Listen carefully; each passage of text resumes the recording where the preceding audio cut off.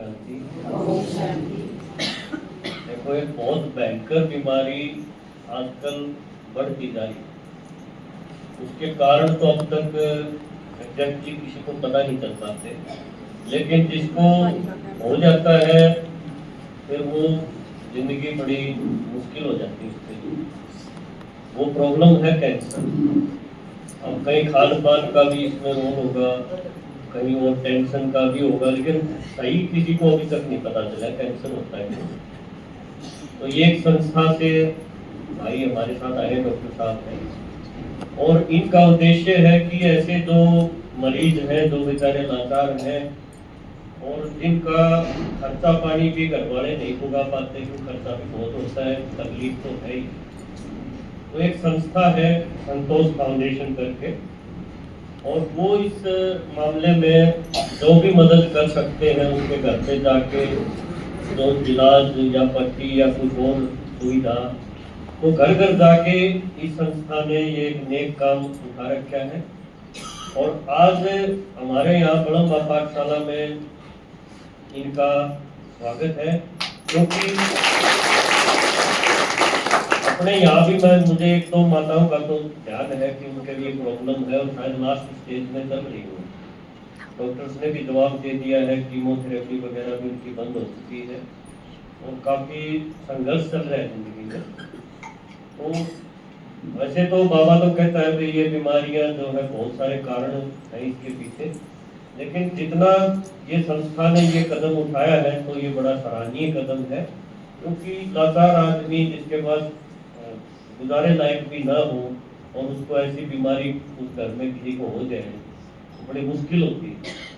तो बड़ा धन्यवाद करता हूँ मैं इन साथियों का, और इस संस्था को चलाने वाले के लिए भी बड़ी दुआएं निकलती हैं, क्योंकि देखो आत्मा की बीमारी तो बाबा ठीक करता है, तो हम सब कर ही रहे हैं अपना अपना पुरुषार्थ, लेकिन शरीर के कर्म बहुत भी आजकल बहुत देखने में आ रहे हैं।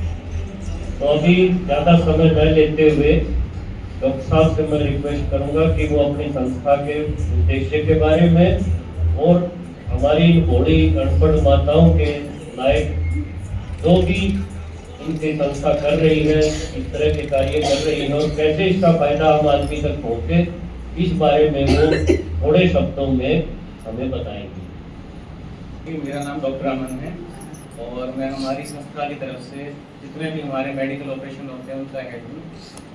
ये हमारे साथ सुशील जी हैं, ये हमारे कैंप कोऑर्डिनेटर हैं। हमारा उद्देश्य जो है इस संस्था का, उसका मेन उद्देश्य है कैंसर फ्री हरियाणा। साथ में बहरापन जो एक आजकल बहुत बड़ी समस्या है, छोटे बच्चों में जन्मजात जो गूंगे बहरे होते हैं या फिर बुजुर्गों में कान का पर्दा फट जाता है तो कम सुनने लग जाता है। तो हमारे दोनों उद्देश्य ये हैं, बहरापन और अपना कैंसर मुक्त हरियाणा। ये चीज़ें हम इन सब पे काम कर रहे हैं काफ़ी टाइम से। 170 से ज़्यादा हम कैंप लगा चुके हैं आसपास के गाँवों में। अभी कुछ टाइम से हम सैंपल गांव में 3 दिन से सर्वे भी कर रहे थे। आज फिर हमने सोचा कि साथ ही साथ आपके गांव पास ही पड़ता है तो हम यहाँ भी जाएं, और बाई चांस हमें आप तुमसे लगा कि यहाँ पे कुछ अच्छी सभा चल रही, तो हमने सर से बात करके हम एक सेशन का थोड़ा टाइम मांगा।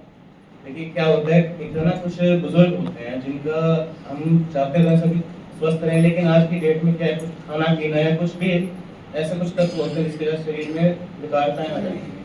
तो हम क्या करते हैं, कैंसर अगर डिटेक्ट हो जाता है अर्ली स्टेज पे, इसकी भी काफ़ी सारी स्टेज होती हैं, 0, 1, 2, 3, 4। 4 का मतलब बिल्कुल खत्म हो चुका है कि मतलब आपका एक अंग से दूसरे अंग में शरीर में फैलने लग गया है।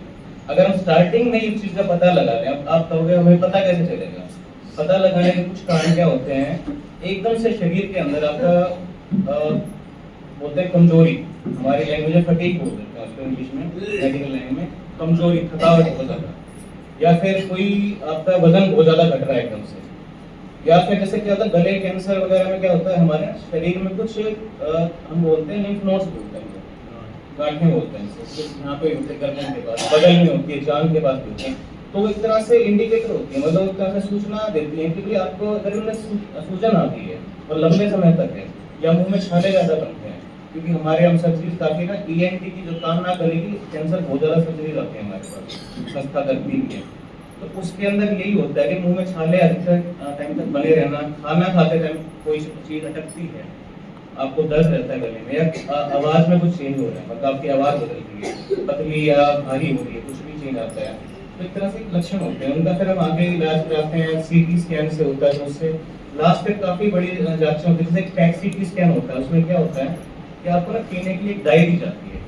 डाई क्या होती है, एक तरह से अपने शरीर के हर भाग में चली जाती है।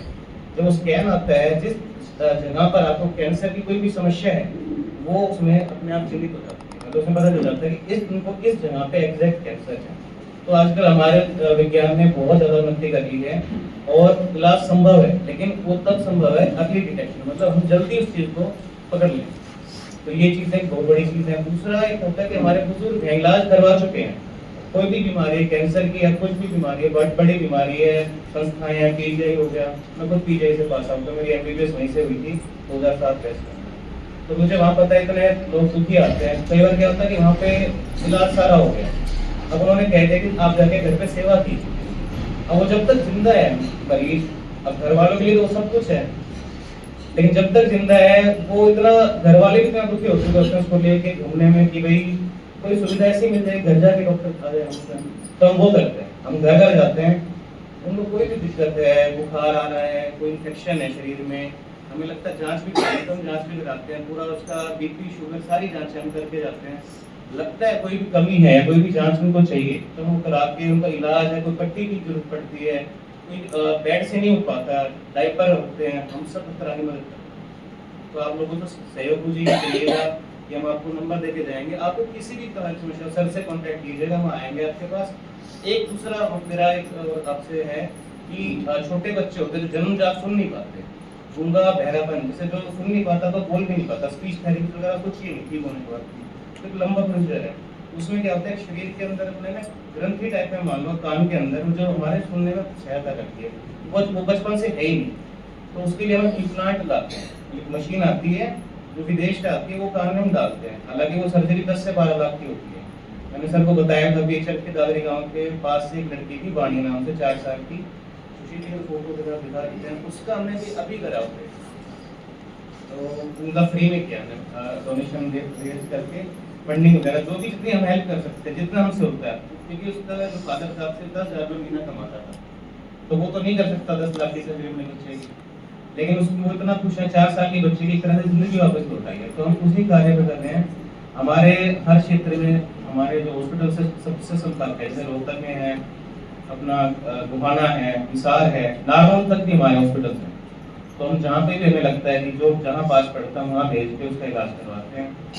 तो बच्चे जो भी वहाँ के आसपास के, कुछ क्या होता है छोटे बच्चों में ब्लड कैंसर की समस्या होती है, हमें पकड़ में नहीं आती होगी, क्योंकि जब तक जांच ना कराए एकदम से उसके मतलब संकेत नहीं आते हैं, तो एकदम से बच्चों को थकावट ये होना, बच्ची ब्लड कैंसर का रजिस्टर भी होता ये अभी उनका भी टीना नाम है। ये टीना नाम से। तो हमने ऐसे कई केसेस उठाए हैं जो मतलब बहुत ही गरीब फैमिली से थे, जो नहीं कर सकते खर्चा वगैरह भी ज़्यादा, तो हमारी टीम सारे स्पेशलिस्ट डॉक्टर्स हमारे पास हो सकता है। हम आप कह सकते हैं इस वीक में हम सैंपल गाँव में करें, तो अगले वीक आपके गाँव में एक अच्छा कैंप लगवा के ENT के डॉक्टर, हड्डी रोग विशेषज्ञ, मेडिसिन से मैं खुद आऊँगा, और आपकी जितने हो सके हम जांच वो सब को हम इन्फॉर्म कर देंगे। आपके सरपंच से हमारी बात हुई है, तो उनसे हम कॉन्टेक्ट करके आपके पूरा मुनादी हो गए पूरे गांव में, हर चीज़ आपको पता रहते हुए हम चाहेंगे आप सब भाग लीजिए उसमें, जितना हो सके अपना इलाज आप करवाइए। देखिए हम, हमारी मुहिम यही है कि लोग हम तक ना पहुँच सके तो हम तक पहुँचे। ठीक है सर, बहुत बहुत धन्यवाद माता। बहुत बहुत शुक्रिया डॉक्टर साहब, आपने इस संस्था के बारे में बताया। इनका नंबर मेरे पास रहेगा, इसको भी प्रॉब्लम हो घर में आस पड़ोस में, तो हम उस नंबर पे बात करके जो भी ये मदद कर पाएंगे जरूर देंगे। और उम्मीद करता हूँ कि भगवान ऐसे आदमी दुनिया में और भी तैयार करता रहे, क्योंकि ये निस्वार्थ सेवा, किसी को जीवन देना बहुत बड़ी सेवा। धन्यवाद।